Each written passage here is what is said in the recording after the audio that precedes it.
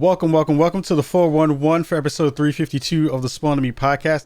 There's some really cool stuff happening right now in the gaming space. I think there have been a lot of cool and interesting conversations that have happened in the past 24 to 48 hours, I would say, if you're paying attention to gaming news in a real way. The first story we have up today is all about our wonderful friends over at Nintendo sharing some new information in their latest Nintendo Direct. I would say, I will say this out loud. I have to figure out, the love that Nintendo gets is amazing to me. I understand it from a nostalgia perspective. I understand why people do it, but it boggles my mind that folks are so hyped for old shit, old stuff that they wind up getting. I don't understand it, people. I know you love you some Mario. I know you understand all that stuff is in that space. But god damn it, if Nintendo don't be getting in y'all behinds, selling y'all the same shit over and over and over again, and everybody's still loving that thing up, I just don't get it. I don't understand it. I don't know why people do it. I wish I understood it in a real way. I just don't get it. The cool thing is, and I guess this is the, they had a Nintendo Direct. They showed a whole bunch of stuff. They showed Mario Kart kind of AR VR mashup where you basically can take a real small, scale cars.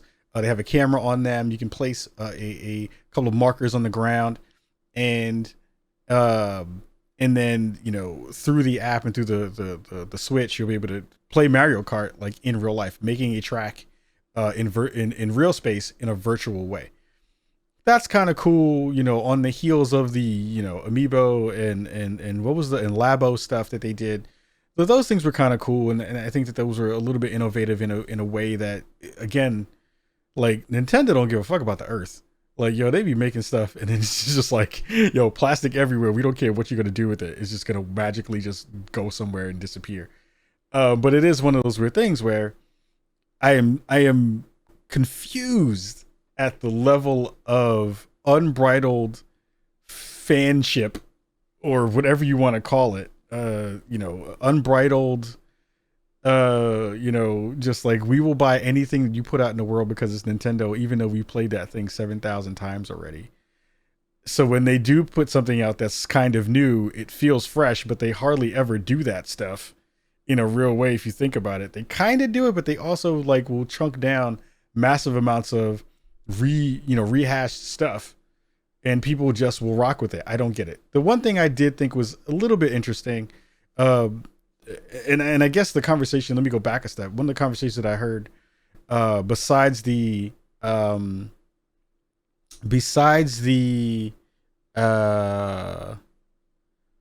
Kart stuff and the Battle Royale stuff that they did, the Game and Watch thing, that was the thing that blew my mind. So if you're old enough, you remember that Nintendo first came out with the handhelds that were called Game and Watches. They were really small LCD, consoles that had like one game in them, and you had like nothing else in it really besides that, and it had a watch feature. They're remaking that with a color screen, and you can do like the retro version of it with a couple of games in it. I saw people losing their minds over this shit, and I don't understand it. It doesn't make sense to me, because again, you're getting a newer version of an old thing that most people don't really care about, but I think people really like tchotchkes. People really like small things that they can say they have for collector's items. Then, of all the things that they shared this trailer that I'm going to play real fast. I'm probably just going to talk over it because it just makes sense to talk over it more than anything else. But they shared this video of Mario Brothers Battle Royale. 35 players you're playing against. In the same way that you would play Tetris 99, whenever someone dies or other players can then affect your game through the system that they've built. Now, this is kind of cool. This is kind of interesting. I think in terms of gameplay and stuff like this, it's a really interesting and different way to do a Mario game. But again, Nintendo botches it by saying you can only play this thing for basically 6 months and then it goes away. They've had limited time games for a couple of different things they talked about today, and it's playable until the end of March of 2021. What in the hell is that about? What does that even mean? Why would you even do that to people when you make a thing that you're going to get people excited about and then snatch it away in a digital format? That is madness. That makes no goddamn sense. I have no clue why you would do that to your user base. But the crazy thing is the user base, as much as they complained about it, are absolutely going to go do it. They're absolutely going to spend money on this thing. Playable, not just purchasable. Playable until 3/31. You'll be able to buy it, but maybe you won't even be able to play it after the end of March 2021, which is madness. Like, I understand that Nintendo's online stuff is not great and it has a lot of problems in it and it's really not actually online in a real good way. But for them to be like, let's get people super hyped, and then pull a thing away from you that makes you want to enjoy it or play it or get down with it, that is so stupid. It's really, really dumb. I have my own beef with how people engage with Nintendo. I'm not mad at people for liking Nintendo. I'm not mad for people having fun with Nintendo, because I think Nintendo in the grand scheme does some really interesting and innovative stuff when they choose to. But Nintendo, of all the companies that we have in terms of the big three, they G y'all so hard when it comes to treading on your nostalgia, making you buy stuff or offering you stuff that you already have 4 times over. And people blindly will just be like, I like Donkey Kong Country. I like Mario, whatever the hell, Galaxy 2, Galaxy 1. And people will still kick out money for it. I literally just don't understand it. It makes me so mad that to see people get robbed in broad daylight, the way that people get robbed with that joint. It is nuts. The fact that people do that and still rock with it. No clue. No clue. No idea why. No idea why you would do that to yourselves. No idea why you want that to be a thing. I don't get it. Don't get it at all. Totally getting robbed in broad daylight. I don't get it. But I will say again, Nintendo continues to figure out ways to make people spend money that they don't really want to spend and really don't need to spend. So it's madness. I don't get it. And I will, for all of my days, I will not understand why that's a thing, for sure. Second story of today is all about Nvidia. Nvidia just dropped info on 3 of their new video cards. If you got a chance to watch the presser, Jensen came out on not on stage. He came out in his kitchen, which was dope. He had the devil's advocate wall painting as the backsplash for his kitchen. I was like, yo, what kind of stove are you cooking on? You cooking it with hellfire directly? Like, what kind of madness is this backsplash on your kitchen and oven? First of all, there were mad spatulas in it. I've never seen a person need that many spatulas in their life. How many spatulas do you actually need to cook a thing? That is madness. I have no idea how that works. But the thing that killed me was Fam brought out the 3080 card, which he pulled out from behind some spatulas. That joint was hiding in plain sight. I was like, yo, he got spatulas right behind his, a 3080 beautiful card right behind his spatulas, which was madness.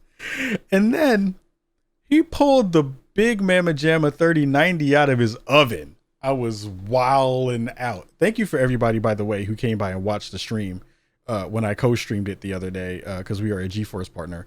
So thank you everybody for coming through and spreading love there. But I say this, all those things aside, all jokes aside, I am very excited as a PC player to jump back into the conversation around, the new the 30 series cards. I saw a lot of people upset about if you were a 2080 Ti owner, how basically you need to throw your card out the window now because the 3080 card is basically twice as good as your current 2080 Ti card. That's kind of nuts if you want to think about that in a real way. Because again, you figure the 3080 was, the 2080 Ti was about 2 years old at this point. It's probably a little bit over that. Again, that was like the flagship card, unless you bought a Titan RTX card, which was like $2,500 at that point. But the new 30 series cards are going to kick ass.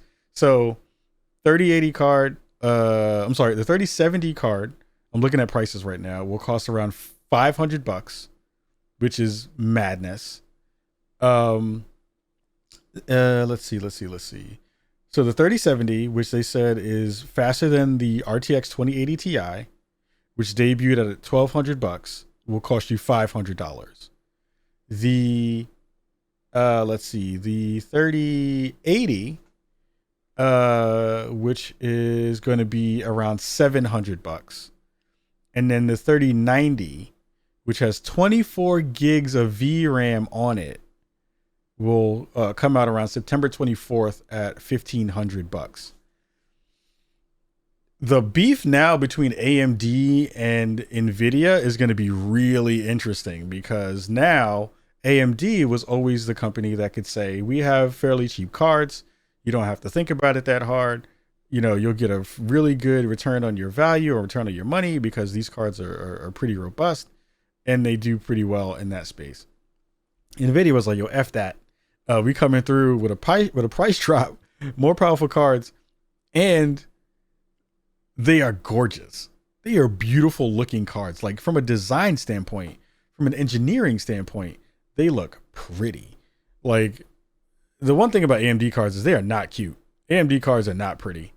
They look kind of rough when you look at them. The conversation about the airflow also, because TDH in the chat talked about that. I'll have more information about some of the things from the Nvidia showcase next week. We can't talk about it yet because still under embargo. But I saw some stuff today as of this taping on 9/3 that I can't talk about until next week. But there is some pretty sweet information that they shared about multiple things about the cards.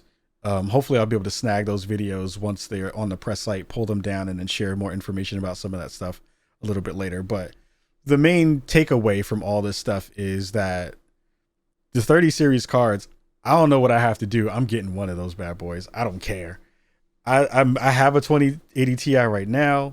Does really well. I've been playing a shit ton of Marvel Avengers, everything capped out at high on I think I'm playing it on 4K. I have to go back and double check and make sure.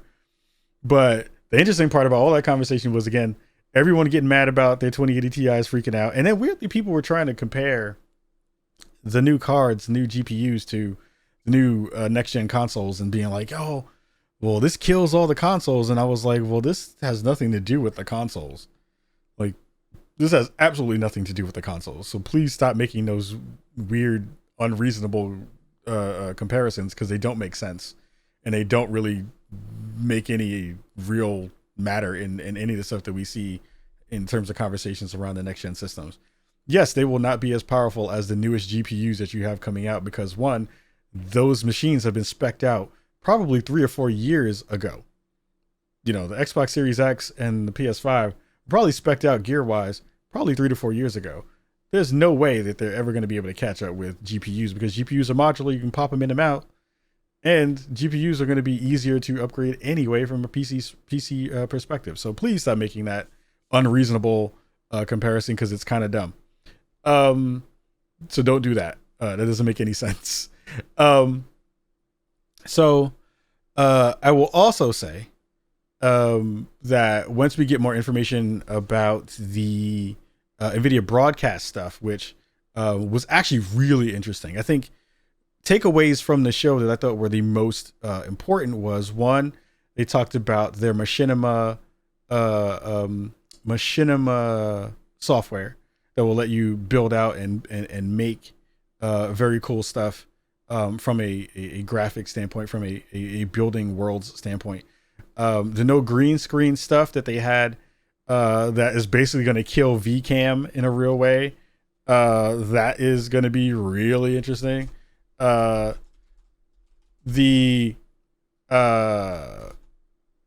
what was the other thing? The RTX voice, which was a thing that was only in beta for a small period of time, is now bundled into the Nvidia broadcast software, which I think again is a huge win for anyone who has to, who makes content. If you make content in a noisy place, currently right now I have a gate on my microphone, but there's a fan running at pretty high rate. I'm not sure if people at home can hear it, but that stuff usually gets pulled out in post or whatever. But for the most part, you don't really hear that stuff that much. But RTX voice, when I had a chance to use it, was brilliant. Like, I had full on air conditioner noises happening, and that thing you could not hear it in any of the broadcasts that we were doing.